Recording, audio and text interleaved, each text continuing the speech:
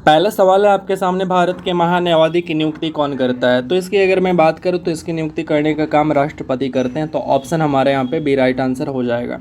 आप टोटल 100 में से कितना स्कोर करते हैं इस सेट के अंदर, आप हमें कमेंट बॉक्स के अंदर ज़रूर बताइएगा पूरा सेट लगाने के बाद। आगे बढ़ते हैं। अगला सवाल कहते हैं कि भारत का राष्ट्रपति अपना त्यागपत्र किसको देते हैं। तो ये त्यागपत्र देने का काम उपराष्ट्रपति को होता है। तो ये अपना त्यागपत्र उपराष्ट्रपति को देते हैं। ऑप्शन सी राइट हो जाएगा। फिर अगला सवाल कि भारत के वर्तमान राष्ट्रपति कौन है। तो अभी 15वें नंबर के राष्ट्रपति हैं जो कि हैं द्रौपदी मुर्मू, जो कि आपका ऑप्शन नंबर यहाँ पे डी राइट आंसर हो जाएगा। आगे देखते हैं अगला सवाल। अगर आप यहाँ पे देख रहे हैं प्रतिभा देवी सिंह पाटिल, ये आपका प्रथम महिला राष्ट्रपति थी, जबकि द्वितीय महिला राष्ट्रपति आप यहाँ पे द्रौपदी मुर्मू को लेंगे, और प्रथम आदिवासी महिला राष्ट्रपति ये भी हो जाएगा आपका द्रौपदी मुर्मू। इसके बाद हैं भारत के मुख्य न्यायाधीश कौन रहे हैं। तो इसकी अगर मैं बात करूँ तो ये राइट आंसर हो जाएगा। यहाँ पे जितने भी ऑप्शन है ये सब के सब न्यायाधीश रह चुके हैं। सो ऑप्शन हमारे यहाँ पे डी राइट आंसर हो जाएगा।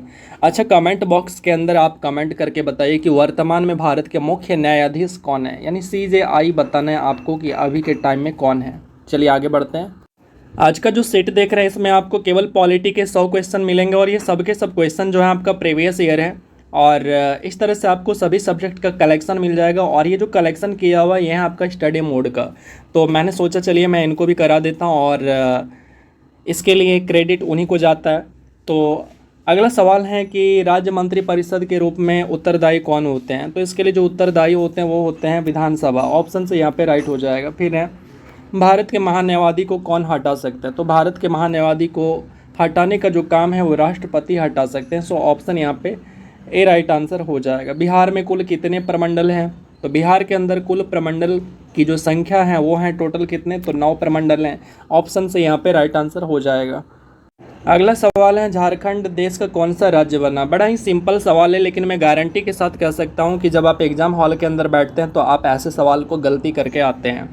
तो आंसर की अगर मैं बात करूँ तो ये हो जाएगा 28वां राज्य बना, और वर्तमान में कुल राज्यों की संख्या जो है वो 28 हैं, और 8 केंद्र शासित प्रदेश हैं। इसके बाद आगे बढ़ते हैं। अगला सवाल देखते हैं। ये कह रहे हैं कि बिहार में लोकसभा सीटों की संख्या कितनी है। मैंने आपको बताया था कि अभी आपका इलेक्शन चल रहा था, तो उसके दौरान आपको बताया था कि आपको क्या करना चाहिए लोकसभा की सीटें याद रखने के लिए। तो शायद उनमें से कुछ बच्चों ने मेरी बात को सुना भी था और उन्हें याद भी हो गया है। और आप लोगों में से कितने ने मेरा बात माना था, हमें कमेंट बॉक्स में कमेंट कीजिए, मैं पिन कर दूंगा उनकी मैसेज को। चलिए आगे बढ़ते हैं। अगला सवाल है कि तो यहाँ पे लोकसभा सीटों की अगर संख्या की बात करूँ तो ये तो 40 हो गया, नहीं ऑप्शन नंबर डी। इसके बाद अगला सवाल है राज्यसभा और लोकसभा की संयुक्त बैठक को कौन बुलाता है। तो इस संयुक्त बैठक बुलाने का जो काम होता है ये होता है आपका राष्ट्रपति का। सो ऑप्शन नंबर यहाँ पे हमारा ए राइट आंसर हो जाएगा। जबकि इसकी अध्यक्षता कौन करते हैं, तो लोकसभा के अध्यक्ष करते हैं। इसके बाद अगला सवाल है, एक व्यक्ति ग्राम पंचायत की सदस्यता के लिए चुनाव लड़ता है तो उसकी उम्र कम से कम कितनी होनी चाहिए। अगर कोई ग्राम पंचायत की चुनाव की सदस्यता के लिए चुनाव लड़ना चाहता है तो उसके लिए कम से कम उसे 21 वर्ष या 21 से ऊपर होना चाहिए, चाहे वो मुखिया का चुनाव लड़ रहा हो या फिर किसी भी चीज़ का। तो 21 वर्ष उसका होना ही चाहिए। हाल ही में भारत के किस पड़ोसी देश में राजतंत्र की समाप्ति पर गणतंत्र की स्थापना हुई। तो गणतंत्र देखने को मिला है यह आपका नेपाल के अंदर, जो कि ऑप्शन नंबर हमारे यहाँ पे सी राइट आंसर हो जाएगा। उसके बाद है अगला सवाल कि राज्यसभा का सदस्य निर्वाचित होने के लिए आवश्यक न्यूनतम उम्र कितनी होनी चाहिए। तो राज्यसभा की सदस्य अगर आपको बनना है तो आपका कम से कम 23 साल होना चाहिए।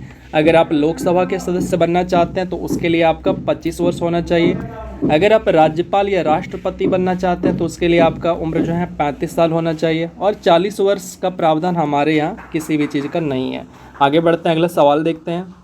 अगला सवाल है कि भारत के राष्ट्रपति को पद से कौन हटा सकता है। तो इनको राष्ट्रपति के पद से हटाने का जो प्रावधान है ये है संसद के पास, और वो भी जब संविधान का अतिक्रमण हो रहा हो तो वैसे परिस्थिति में इनको हटाया जा सकता है। इसके बाद है कि अनुच्छेद 370 का संबंध किस राज्य के विशेष प्रावधान से है। तो यहाँ पे राइट आंसर हमारा सी हो जाएगा, जो कि है जम्मू कश्मीर। अगला सवाल है आपसे कि भारत के संविधान की उद्देशिका के बारे में निम्नलिखित में से कौन सा कथन सही है। तो यहाँ पे आपसे कह रहा है, पहला सवाल जो आप यहाँ पे पहला जो कथन कह रहा है आपसे, ये कह रहा है उद्देशिका स्वयं न्यायालय में प्रवर्तनीय नहीं है। तो ये वाला कथन सही है, मतलब जो प्रस्तावना है उसको न्यायालय में परिवर्तित नहीं किया जा सकता है। इसके अलावा है उद्देशिका उन उद्देश्यों को बताती है जिन्हें संविधान स्थापित करना और आगे बढ़ाना चाहती है। मतलब ये है कि प्रस्तावना के अंदर उद्देश्य को शामिल किया गया है कि ये इसको आगे कैसे बढ़ाना है और आगे क्या करना है। इसके अलावा है कि प्रस्तावना उस स्रोत को इंगित करती है जहाँ से संविधान अपना प्राधिकार प्राप्त करता है। तो आपका तीनों कथन सही हैं, तो जो ऑप्शन नंबर आपका ए हो जाएगा। उसके बाद अगला सवाल है कि सर्वोच्च न्यायालय ने निजता के अधिकार को संविधान के किस मूलभूत अधिकार के अधीन रखा है। तो इसके लिए जो आर्टिकल है यह आपका अनुच्छेद 21 हो जाएगा। ऑप्शन कौन सा, तो यहाँ पे डी हमारा राइट आंसर हो जाएगा। इसके बाद आगे बढ़ते हैं, अगला सवाल देखते हैं। निम्नलिखित में से कौन सा संविधान राष्ट्रपति को किसी भी मामले को पुनः विचार करने के लिए मंत्रिमंडल को भेजने की शक्ति प्रदान करता है। तो ये करता है आपका 44वां संविधान संशोधन। ऑप्शन नंबर यहाँ पे डी राइट आंसर हो जाएगा। और ये जो 42वां संविधान संशोधन है ये इंपॉर्टेंट है आपके लिए, इसको मिनी कॉन्स्टिट्यूशन भी कहते हैं, यानी लघु संविधान भी कहते हैं। चलिए आगे बढ़ते हैं। अगला सवाल है कि रामनाथ कोविंद भारत के राष्ट्रपति रहे थे, ये कौन से नंबर के रहे थे। तो अगर नंबर की बात करें तो ये 14वें नंबर के रहे थे, और उसके बाद बनते हैं द्रौपदी मुर्मू जो कि आपका 15वें नंबर के हैं। ध्यान रखिएगा, इसको सवाल पूछा जा चुका है। और यहाँ पे जो हम लोग आज कर रहे हैं 100 क्वेश्चन पॉलिटी के, वो सब के सब आपका प्रीवियस ईयर के हैं। चलिए आगे देखते हैं। अगला कह रहा है कि सुमेलित करना है। तो मौलिक अधिकार हमने कहाँ से लिया, तो मौलिक अधिकार की अगर मैं बात करूँ तो मौलिक अधिकार हमने अमेरिका से लिया। कहाँ है अमेरिका, तो ऑप्शन यहाँ पे देखिए 4 पे है। इसके अलावा है राज्य के नीति निर्देशक तत्व, जो कि आयरलैंड से हम लोगों ने लिया है। कहाँ पे, तो आयरिश संविधान आपका यहाँ पे है। आगे है केंद्र और राज्य का जो संबंध है वो ब्रिटेन से हो जाएगा। और इस तरह से अगर आप ऑप्शन देखेंगे तो आपको ऑप्शन में मिलेगा कौन सा, तो सी ऑप्शन राइट हो जाएगा। लोकतंत्र के बारे में निम्न में से कथन पर विचार करना है और कौन सा सही है बताना है। तो यहाँ पे कह रहा है इसमें लोगों द्वारा निर्वाचित सरकार का गठन होता है। तो लोकतंत्र में ऐसा ही तो होता है कि लोग जो हैं अपने पसंद के प्रतिनिधि को चुनते हैं और वो सरकार को चुनते हैं। लोकतंत्र में वर्तमान में सत्तासीन लोगों के लिए होने की संभावना अधिक होती है। ये भी बात सही है, मतलब जो सत्ता में बैठे होते हैं वही उसी के दोबारा चुने जाने की जो संभावना होती है वो ज़्यादा होती है। प्रत्येक मत का मूल्य 1 हो जाता है, ये भी सही है। तो तीनों के तीनों कथन आपका सही है। इसके बाद है निम्नलिखित में से कौन अंतर्राज्यीय परिषद का गठन करता है। अंतर्राज्यीय परिषद, इसके लिए आर्टिकल 263 का जिक्र है हमारे संविधान के अंदर में। और इसकी अगर मैं बात करूं तो ये गठन करने का जो काम होता है ये होता है आपका राष्ट्रपति का, जो कि ऑप्शन सी राइट आंसर हो जाएगा। अगला सवाल है किसी भी राजनीतिक दल को राष्ट्रीय दल बनने के लिए कितने राज्यों में मान्यता प्राप्त होना चाहिए। तो कम से कम इसे जो है 4 राज्यों में मान्यता प्राप्त होनी चाहिए, जो कि ऑप्शन यहाँ पे ए राइट आंसर हो जाएगा। उसके बाद अगला सवाल देखते हैं कि किस राजनीतिज्ञ ने द कोalition ईयर्स 1966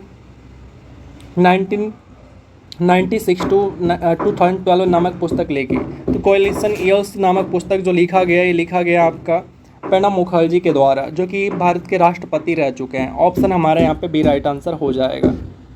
अगला सवाल है भारतीय संविधान की कौन सी अनुसूची भाषाओं का उल्लेख करती है। तो भाषाओं का उल्लेख करने का काम जो है 8वीं अनुसूची करती है। इसके अंदर टोटल 22 भाषाएं हैं, जबकि हमारा संविधान जब आया था तो उस समय जो है टोटल 14 भाषा थे, लेकिन फिर धीरे धीरे जो है 8 भाषा और जुड़ जाते हैं, तो 22 भाषा इस प्रकार से हो जाते हैं। आगे बढ़ते हैं। डॉक्टर राजेंद्र प्रसाद कितने वर्षों तक भारत के राष्ट्रपति पद पर बने रहे थे। तो आंसर की अगर मैं बात करूं तो ये हो जाएगा 12 वर्षों तक। ऑप्शन नंबर कौन सा, तो यहाँ पे सी हमारा राइट आंसर हो जाएगा। इसके बाद अगला सवाल है कि सर्वोच्च न्यायालय का न्यायाधीश अपना पद त्याग कर सकता है। तो पद त्याग कर सकता है ये आपका जो है राष्ट्रपति को, यानी जो सर्वोच्च न्यायालय का न्यायाधीश होते हैं वो अपना पद त्याग कर सकते हैं, यानी त्याग पत्र दे सकते हैं किसको, तो राष्ट्रपति को। ऐसा सवाल आपसे कह रहा है। अगला सवाल है कि निर्वाचन आयुक्त को पद से हटाया जा सकता है। जो निर्वाचन आयुक्त होते हैं, चुनाव आयुक्त होते हैं, उनको पद से हटाया जा सकता है।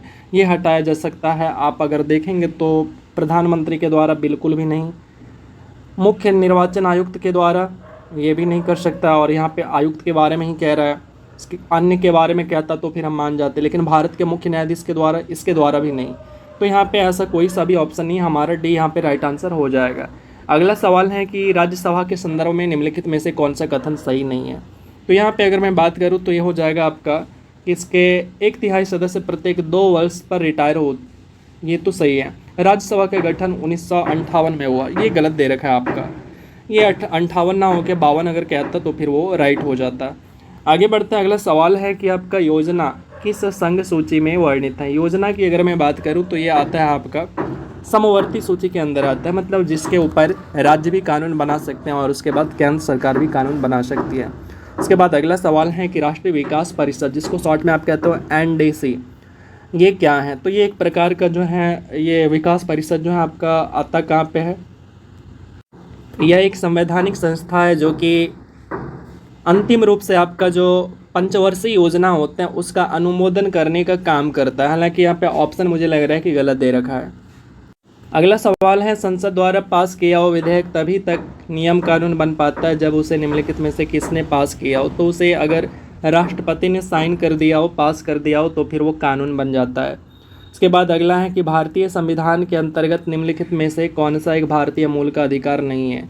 तो यहाँ पे अगर आप देखेंगे तो जो अपना शिक्षण संस्थान बनाने पर प्रतिबंध, ये वाला जो है हमारे यहाँ मूल अधिकार नहीं है। जबकि धर्म की स्वतंत्रता है, भाषण देने की स्वतंत्रता है, कानून के समक्ष समानता का अधिकार है यानी 14 से 18, धर्म की स्वतंत्रता है 25 से 28, भाषण देने की स्वतंत्रता है 19(1) में। उसके बाद है जापान के योकोहामा शहर में 1994 में संयुक्त राष्ट्र सदस्य देशों का सम्मेलन जिस संदर्भ में किया गया वो क्यों किया गया। तो यहाँ पे सम्मेलन किया गया था प्राकृतिक आपदा को कंट्रोल करने के लिए। तो ऑप्शन ए यहाँ पे राइट आंसर हो जाएगा। भारतीय संविधान में प्रारंभ में मौलिक कर्तव्यों का प्रावधान नहीं था। संविधान संशोधन द्वारा संविधान के किस भाग में इसका समावेश किया गया। तो मौलिक कर्तव्य जो जोड़ा जाता है हमारे यहाँ भाग 4 का ए में जोड़ा जाता है, जो कि ऑप्शन नंबर यहाँ पे डी राइट आंसर हो जाएगा। इसके बाद है संविधान सभा में उद्देश्य प्रस्ताव प्रस्तुत कब किया गया था। तो उद्देश्य प्रस्ताव को प्रस्तुत किया जाता है 13 दिसंबर 1946 को, जबकि इसी को 22 जनवरी 1947 में स्वीकृति मिल जाती है। इस चीज़ को भी ध्यान रखना, ये भी सवाल आपसे पूछा जा चुका है। अगला सवाल है स्वाधीनता आंदोलन के दौरान पूर्ण स्वराज के लक्ष्य की घोषणा किस वर्ष की जाती है। तो ये की जाती है 1929 का जो कांग्रेस का लाहौर अधिवेशन होता है, वहाँ पे पंडित जवाहरलाल नेहरू की अध्यक्षता में पूर्ण स्वराज की लक्ष्य की घोषणा की जाती है। इसके बाद आगे बढ़ते हैं। अगला सवाल है संविधान सभा के प्रथम अध्यक्ष कौन थे। अच्छा, आपसे यहाँ पे कहीं भी ऐसा बोला कि अस्थायी या अस्थायी, नहीं बोला है ना, तो फिर आपको जो पहला था यानी अस्थायी था तो उसी के बारे में आपको बताना है। तो ये हो जाएगा आपका ऑप्शन नंबर बी सच्चिदानंद सिन्हा। अगर यहीं पे आपसे अस्थायी के बारे में पूछता तब फिर हम कहते हैं डॉक्टर राजेंद्र प्रसाद। ये चीज़ें आपको समझना होगा।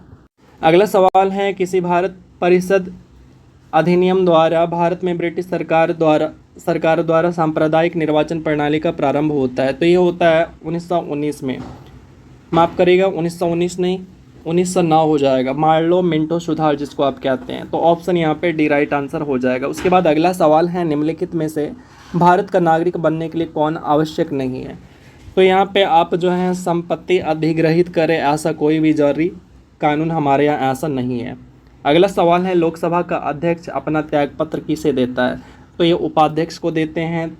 सो सिंपल आंसर हो जाएगा इसका।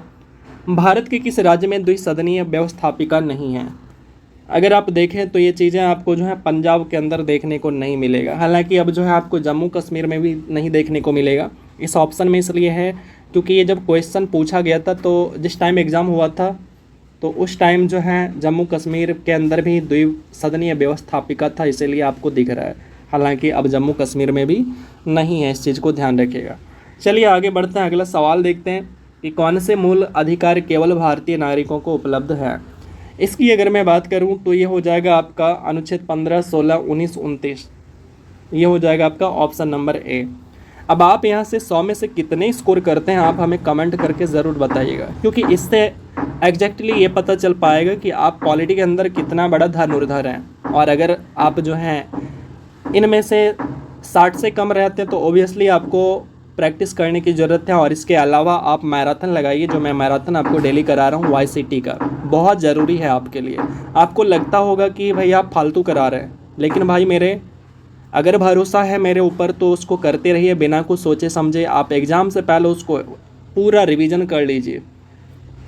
आगे बढ़ते हैं। अगला सवाल है सत्य कथन को चुनना है। तो सत्य कथन इसमें से कौन सा है वही बताना है। तो ये कह रहा है कि राज्यसभा में 11 सदस्य को नहीं, 11 नहीं 12 होता है, प्रत्याशी को उसी राज्य का होना चाहिए जहाँ से वह राज्यसभा का चुनाव लड़ रहा हो, ऐसा कोई ज़रूरी नहीं है। इसके बाद है कि राज्यसभा को भंग किया जा सकता है, ऐसा तो बिल्कुल नहीं हो सकता। लोकसभा में राष्ट्रपति 2 सदस्य को मनोनीत करते हैं, ये वाला कथन आपका सही है, डी नंबर। आगे बढ़ते हैं, सत्य कथन को चुनना है। तो सत्य कथन की अगर मैं बात करूं तो यहाँ पे कौन सा कथन सत्य होगा, तो वित्त आयोग एक संवैधानिक संस्था है, बिल्कुल सही है। इसका जिक्र हमारे संविधान के अंदर है, वित्त आयोग अनुच्छेद 280 के अंदर इसका जिक्र है, तो ये संवैधानिक संस्था हो गया। तो ऑप्शन हमारा ए राइट आंसर हो जाएगा।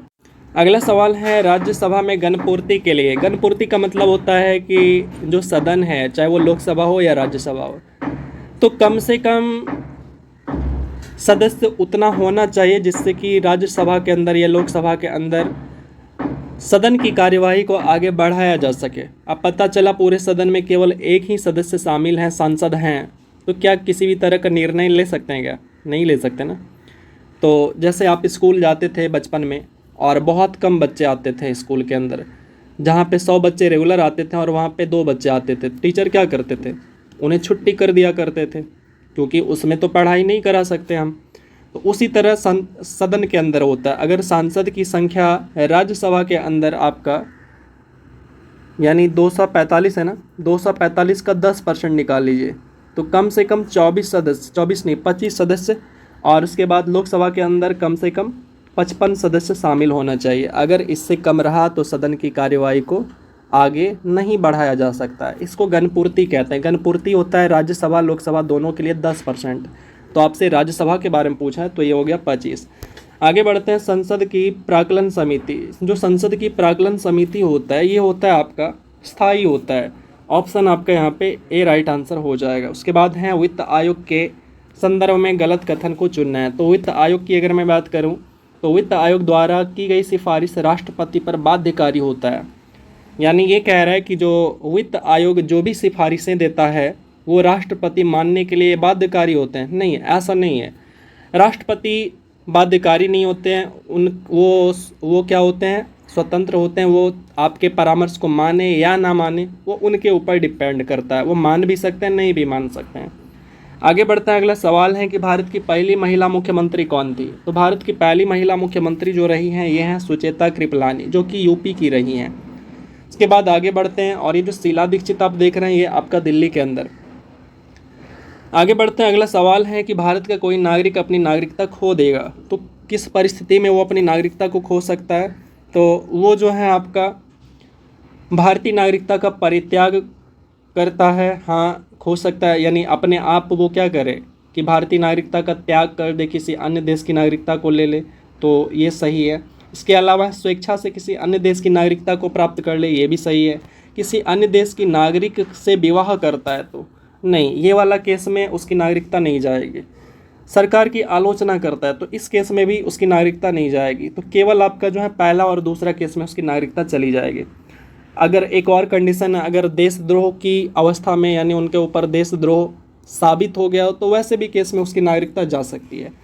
आगे बढ़ते हैं कि भारत की राजकोषीय नीति किसके द्वारा प्रतिपादित की जाती है। तो ये नीति जो प्रतिपादित की जाती है यह आपका वित्त मंत्रालय के द्वारा, जो कि ऑप्शन हमारे यहाँ पे सी राइट आंसर हो जाएगा। अगला सवाल है, पंचायती राज का सबसे मुख्य भाग क्या होता है। तो इसका सबसे मुख्य भाग होता है ग्राम सभा। इसके बाद अगला है, भारत में नए राजनीतिक दल को अनुमति कौन देता है। तो ये अनुमति देने का काम चुनाव आयोग का होता है, और हमारे संविधान के आर्टिकल 324 के अंदर इस चुनाव आयोग का जिक्र किया गया है। इसके बाद हैं, भारत में राष्ट्रपति चुने जाने से पूर्व रामनाथ कोविंद कहाँ के गवर्नर रहे थे। तो ये गवर्नर रहे थे बिहार के, जो कि ऑप्शन यहाँ पे ए राइट आंसर हो जाएगा। तो 54 का ए हो जाएगा। उसके बाद अगला सवाल देखते हैं, ये कह रहा आपसे कि भारतीय संविधान के 44वें अनुच्छेद के अनुसार समान सिविल संहिता की परिकल्पना निम्नलिखित में से किन के लिए है। तो ये समान सिविल संहिता का जो परिकल्पना है ये किया गया है नागरिकों के लिए, जो कि ये केवल अभी वर्तमान समय में गोवा के अंदर लागू हैं। इसके बाद है, निम्नलिखित में से कौन सा एक आदेश किसी व्यक्ति को गैर कानूनी ढंग से बंदी बनाए जाने पर उसकी स्वतंत्रता सुनिश्चित करने के लिए उच्चतम न्यायालय द्वारा जारी किया जाता है। तो इस तरह के जो केस होते हैं ये आते हैं आपका बंदी प्रत्यक्षीकरण में। तो ऑप्शन यहाँ पे कौन सा हो जाएगा, ए राइट आंसर हो जाएगा। फिर है आपका राष्ट्रीय गीत किस उपन्यास से लिया गया है, तो राष्ट्रीय गीत को लिया गया है आनंद मठ से, जो कि बंकिम चंद्र चटर्जी के द्वारा लिखा गया। ऑप्शन ए यहाँ पे राइट आंसर हो जाएगा। एक भारतीय राज्य के रूप में बिहार कब बनता है, तो बिहार का फॉर्मेशन भारतीय राज्य के रूप में होता है 1912 के अंदर। ऑप्शन यहाँ पे बी हमारा राइट आंसर हो जाएगा। उसके बाद है भारतीय संविधान में मूल कर्तव्य को किस समिति की सिफारिश पर जोड़ा जाता है, तो हमारे संविधान के अंदर जब संविधान लागू हुआ था तो उस समय किसी भी प्रकार का मूल कर्तव्य हमारे संविधान में नहीं था, और इसे आपका 42वां संविधान संशोधन 1976 के तहत इसको जोड़ा जाता है, जिसकी संख्या कितनी होती है, 10 होती है। और ये समिति था आपका स्वर्ण सिंह समिति, जो कि ऑप्शन यहाँ पे ए हमारा राइट आंसर हो जाएगा। अगला सवाल है पंचायती राज सर्वप्रथम किन दो राज्यों के बीच में शुरू होता है, तो पंचायती राज की जो शुरुआत होती है आपका राजस्थान और आंध्र प्रदेश के अंदर होती है। ये 2 अक्टूबर 1959 में इसकी शुरुआत होती है, जो कि राजस्थान और आंध्र प्रदेश हो जाएगा। उसके बाद है बीटिंग द रिट्रीट सेरेमनी किस तारीख को मनाया जाता है, तो इसकी अगर मैं बात करूँ तो ये राइट आंसर हो जाएगा आपका 29 जनवरी, जो कि ऑप्शन आपका यहाँ पे बी राइट आंसर हो जाएगा। अगला सवाल है वर्तमान में राज्यसभा सीटों की कुल संख्या कितनी है, तो राज्यसभा सीटों की कुल संख्या जो कि प्रभावी संख्या वर्तमान में ये है आपका टोटल 245, जबकि 250 टोटल हो सकता है। आगे बढ़ते हैं, भारतीय संविधान का अनुच्छेद 117 का संबंध किससे है, अनुच्छेद 117 का संबंध है आपका वित्त विधेयक से। धन विधेयक की अगर मैं बात करूं तो ये आपका अनुच्छेद 110 है। नीति आयोग ये आपका योजना आयोग की जगह काम करता है, ये आपको पता होना चाहिए। और वित्त आयोग ये अनुच्छेद 280 है आपका। आगे बढ़ते हैं, अगला सवाल है सामूहिक रूप से मंत्री परिषद किसके प्रति उत्तरदायी होते हैं, तो सामूहिक रूप से ये उत्तरदायी होते हैं लोकसभा के प्रति। इसके बाद अगला सवाल है आपातकाल के प्रवर्तन में रहने के लिए किस सदन का अनुमोदन 30 दिन के अंदर होना अनिवार्य होना है, तो ये है आपका लोकसभा। ऑप्शन कौन सा, तो यहाँ पे बी राइट आंसर हो जाएगा। उसके बाद अगला सवाल है कि भारत के नियंत्रक एवं महालेखा परीक्षक द्वारा दिया गया लेखा परीक्षण संबंधी प्रतिवेदन की जांच कौन करता है, तो इसको जांच करने का काम करता है लोक लेखा समिति। लोक लेखा समिति के अंदर अगर मैं बात करूं तो कुल इसमें 22 सदस्य होते हैं, जिसमें कि आपका 15 लोकसभा के सदस्य होते हैं और 7 राज्यसभा के सदस्य होते हैं। और ये एक अस्थायी कमेटी होता है, समिति होता है, जिसका कि कार्यकाल आपका 1 वर्षों का होता है। जितना भी अस्थायी कमेटी होता है उन सभी का कार्यकाल 1 वर्षों का ही होता है। अगला सवाल है संविधान सभा के सदस्यों द्वारा संविधान पर कब हस्ताक्षर किया गया था, तो यह हस्ताक्षर किया गया था 24 जनवरी 1950 को, जो कि ऑप्शन हमारे यहाँ पे डी राइट आंसर हो जाएगा। इसके बाद है पंचायत की वित्तीय स्थिति सिफारिश किससे की जाती है, तो ये स्थिति की सिफारिश जो है राज्यपाल से की जाती है, जो कि ऑप्शन बी राइट आंसर हो जाएगा। निम्नलिखित में से कौन सुमेलित नहीं है, तो यहाँ पे अगर आप देखेंगे तो ये आपका हो जाएगा संचालन समिति, ये के.एम. मुंशी से संबंधित नहीं है। बाकी सब सही है आपका। प्रारूप समिति भीमराव अंबेडकर हैं, संघीय समिति पंडित नेहरू हैं और राज्य के लिए समिति जवाहरलाल नेहरू हैं। इसके बाद है किसी संगठन के सदस्यों को किस आधार पर एकत्रित होने से वंचित किया जा सकता है, तो ये किया जा सकता है आपका राष्ट्र की एकता और संप्रभुता अगर खतरे में आता है तो उस स्थिति में जो है एकत्र होने के लिए मना किया जा सकता है। अगला सवाल है जब राज्यसभा के सभापति या उपसभापति को उसके पद से हटाने का संकल्प विचाराधीन हो तो उसका पीठासीन न होना भारतीय संविधान के किस अनुच्छेद में वर्णित है, ऐसा कहा गया अनुच्छेद 92 के अंदर 92 के अंदर। ऑप्शन कौन सा, तो यहाँ पे आपका ए राइट आंसर हो जाएगा। उसके बाद भारत में दलीय व्यवस्था किस प्रकार की है, तो भारत के अंदर जो दलीय व्यवस्था है ये है आपका बहुदलीय, इसीलिए आपको बहुत सारे पार्टी देखने को मिलते हैं। आगे बढ़ते हैं, अगला सवाल देखते हैं। कहता है कि भारत का राष्ट्रपति किस प्रकार का वीटो का प्रयोग नहीं करता, तो भारत के जो राष्ट्रपति होते हैं ये आपका विशेषित अधिकार का प्रयोग नहीं करते हैं। अगला सवाल है किस अनुच्छेद के तहत नीति निर्देशक तत्व को न्यायालय में प्रश्नगत नहीं किया जा सकता है, तो ये है आपका अनुच्छेद 37 के तहत। जबकि अनुच्छेद 36 में क्या कहता है, तो ये कहता है आपसे राज्य के नीति निर्देशक तत्व की परिभाषा। 44 में आपका क्या है, तो समान सिविल संहिता है और इसके अलावा 47 में आपका पोषाहार है। अनुच्छेद 40 में आपका ग्राम पंचायत का गठन है और इसी के अंदर जो है महात्मा गांधी जी की आत्मा इसी को कहा जाता है।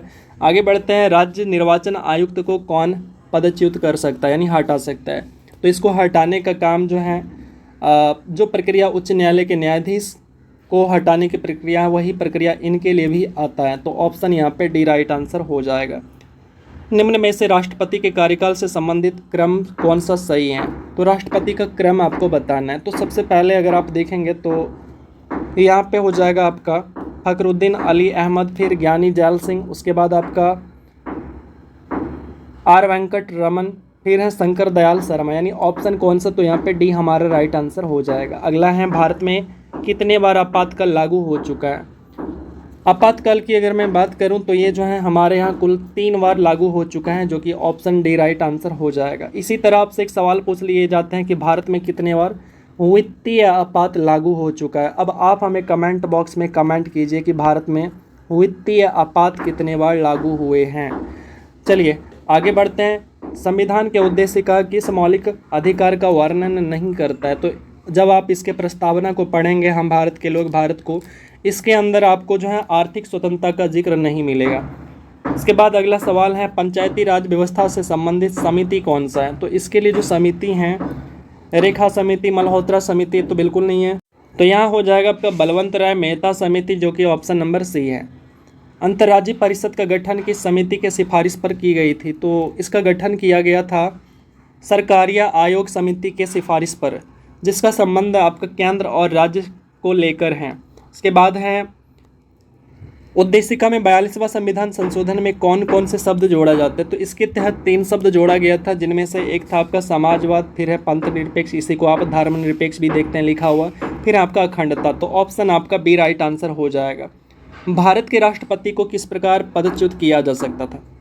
तो इनको हटाने को लेकर जो प्रक्रिया है, यह है आपका संसदीय प्रक्रिया, यानी संसद ही इसको हटा सकते हैं। इसके बाद है संघात्मक सरकार में क्या होता है? तो संघात्मक सरकार की अगर मैं बात करूं तो यहाँ पे शक्तियों का विकेंद्रीकरण होता है, यानी शक्ति का बंटवारा होता है। किसी एक के हाथों में शक्ति नहीं होता, या फिर केंद्र के हाथों में शक्ति नहीं होता है। जैसे हमारे देश के अंदर शक्तियों का क्या है? विकेंद्रीकरण है। आगे बढ़ते हैं, अगला सवाल देखते हैं। कोई व्यक्ति अगर राज्य विधायिका का सदस्य नहीं है तो वह डैश के लिए मुख्यमंत्री नियुक्त किया जा सकता है, और एवं उक्त निर्धारित समय में उसे विधायिका निर्वाचित होना अनिवार्य है, अन्यथा मुख्यमंत्री वो नहीं रह सकता। तो इसके लिए 6 माह का समय दिया जाता है, जो कि ऑप्शन आपका यहाँ पे बी राइट आंसर हो जाएगा। अगला सवाल है कि उद्देशिका में समाजवादी एवं पंथ निरपेक्ष शब्द को कब जोड़ा जाता है? तो ये शब्द जोड़े जाते हैं 42वां संविधान संशोधन, जो कि आपका 1976 में हुआ। देखते हैं अगला सवाल, भारत में विधि निर्माण सर्वोच्च निकाय कौन सा है? यानी नियम बनाने के लिए सबसे बड़ी संस्था कौन सी है? नियम बनाने के लिए सबसे बड़ी संस्था जो है ये आपका संसद है। संसद ही कानून बनाती है अनुच्छेद 11 के तहत। इसके बाद अगला है 11 के तहत आपका नागरिकता पे कानून बनाते हैं, बाकी सभी के ऊपर जो है संसद ही कानून बनाती है। इसके बाद अगला सवाल है आपसे कि निम्नलिखित में से कौन सा कथन लोकसभा के उपाध्यक्ष के संदर्भ में सही नहीं है? तो इसके बारे में जो कहा गया कथन है ये है आपका, जब उपाध्यक्ष लोकसभा के पीठासीन अधिकारी होते हैं तो वो प्रथम मत होते हैं। ये वाला कथन जो है आपका ये गलत दे रखा है। इसके बाद अगला है कि भारत ने राष्ट्रीय मतदाता दिवस निम्नलिखित में से किस दिन मनाना स्टार्ट किया? तो भारत के अंदर मतदाता दिवस जो मनाया जाता है ये है आपका 25 जनवरी को मनाया जाता है, जो कि आपका option number B right answer हो जाएगा। एक्चुअली बात ऐसा है कि इस दिन यानी 25 जनवरी 1950 को जो है आपका चुनाव आयोग की स्थापना की जाती है। इसी उपलक्ष्य में जो है मतदाता दिवस भी मनाया जाता है। इसके बाद है राज्य विधायिका में धन विधेयक को केवल किसकी पूर्व सिफारिश पर प्रस्तुत किया जा सकता है? तो ये किया जाता है राज्यपाल की सिफारिश के ऊपर। ऑप्शन यहाँ पे बी राइट आंसर हो जाएगा। अगला सवाल है भारतीय संविधान के अनुसार दल बदल के आधार पर निर्भरता का उल्लेख कहाँ पे है? तो इसका उल्लेख देखने को मिलता है 10वीं अनुसूची के अंदर। ऑप्शन आपका यहाँ पे बी राइट आंसर हो जाएगा। इसके बाद अगला सवाल है कि राज्यसभा धन विधेयक को कितने दिनों के लिए रोक सकता है? तो ये केवल जो है 14 दिनों के लिए रोक सकता है, इससे ज़्यादा ये नहीं रोक सकता। अब इस 14 दिन के अंदर राज्यसभा धन विधेयक को पारित करे या ना करे, इसे पारित ही माना जाता है। अगला सवाल है कि संसद में प्रथम लोकपाल बिल कब पेश किया गया था? ये सवाल पूछा गया है बहुत बार। तो इसकी अगर मैं बात करूं तो ये किया गया था 1968 के अंदर पेश, जो कि ऑप्शन यहाँ पे सी हमारा राइट आंसर हो जाएगा। अगला सवाल है, भारतीय संविधान के अनुसार मानव का दुर्व्यापार और बलाश्रम निषेध यह कौन से अनुच्छेद के अंदर वर्णित है? तो ऐसा कहा गया आपका अनुच्छेद 23 के अंदर। और अनुच्छेद 24 के अंदर क्या कहा गया है? तो इसके अंदर कहा गया है कि 14 वर्ष से कम उम्र के बच्चे या 14 वर्ष तक के बच्चे किसी भी कल कारखाने में या फैक्ट्री में काम नहीं कर सकते या उनसे उनके मालिक काम नहीं करा सकते। आगे बढ़ते हैं, निम्नलिखित में से कौन सी समिति चुनाव आयोग के सुधारों से संबंधित है? तो इसकी अगर मैं बात करूं तो राइट आंसर हो जाएगा दिनेश गोस्वामी समिति। ऑप्शन कौन सा? तो यहाँ पे ए राइट आंसर हो जाएगा। भारत के प्रथम लोकपाल कौन है? तो भारत के प्रथम लोकपाल की अगर मैं बात करूं तो यह है आपका पिनाकी चंद्र घोष, जो कि ऑप्शन बी राइट आंसर हो जाएगा। इसके बाद है, भारतीय संविधान की उद्देशिका में न्याय शब्द के अंतर्गत निम्नलिखित में से किसका उल्लेख नहीं है? तो यह हो जाएगा आपका कानूनी।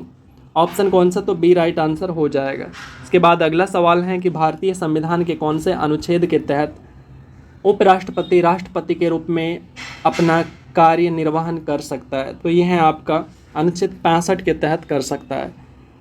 अगला सवाल है, निम्नलिखित में से कौन सा विषय भारतीय संविधान के अनुसार संघ सूची में सम्मिलित नहीं है? तो यहाँ पे अगर मैं आंसर की बात करूँ तो यह हो जाएगा आपका स्थानीय शासन। यह आपका संघ सूची में नहीं बल्कि ये आपका राज्य सूची में है। इसके बाद है, निम्नलिखित में से कौन सा अनुच्छेद धार्मिक कार्यों के प्रबंध की स्वतंत्रता से संबंधित है? तो यह है आपका अनुच्छेद 26, जो कि आपका ऑप्शन यहाँ पे ए राइट आंसर हो जाएगा। अगला सवाल है, भारत के संविधान में निम्नलिखित में से कौन सी याचिका का उल्लेख नहीं है? तो हमारे यहाँ आदेश की याचिका का उल्लेख नहीं है, जबकि प्रतिषेध, परमादेश, अधिकारपेक्षा और बंदी प्रत्यक्षीकरण, उत्प्रेषण, ये 5 हैं। और ये जो है आपका अनुच्छेद 32 के तहत सुप्रीम कोर्ट और अनुच्छेद 214 के तहत आपका हाई कोर्ट लागू करता है। अब आप इन 100 में से कितने स्कोर किए आप हमें कमेंट बॉक्स के अंदर ज़रूर कमेंट करके बताइएगा। और हमें ये भी बताइएगा क्या मैं इस सेट को आगे कंटिन्यू करूं या नहीं करूं। मुझे लगता है बेटर है, और जितना ज़्यादा से ज़्यादा आप प्रैक्टिस कर लो तो उतना ज़्यादा बेटर रहेगा। और साथ ही साथ आपको जो मेरा YCT वाला है यानी यूथ कॉम्पिटिशन वाला बुक है, उसे प्रैक्टिस करते रहना है।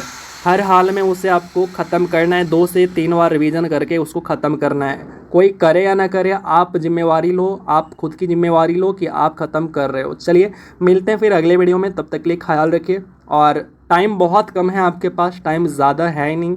और अगर आप सोचते हैं कि कोई बात नहीं मस्ती कर लेते हैं, तो फिर आप भूल जाइएगा वर्दी को।